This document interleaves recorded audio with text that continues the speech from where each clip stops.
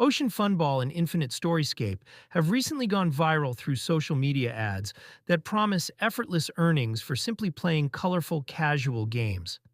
Ocean Funball features a bouncing ball physics design, while Infinite Storyscape markets itself as a narrative progression experience with cash rewards for completing stories.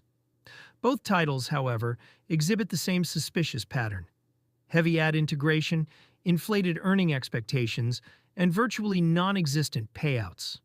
Players report spending hours watching ads, collecting virtual currency, and meeting withdrawal requirements, only to be met with additional obstacles or complete silence when requesting payment.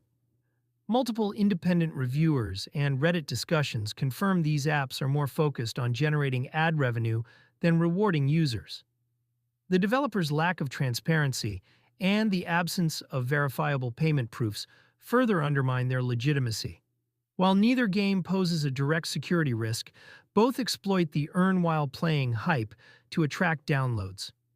Verdict: Ocean Funball and Infinite Storyscape are not legitimate income apps. They offer casual gameplay, but any earning claims are purely promotional fiction.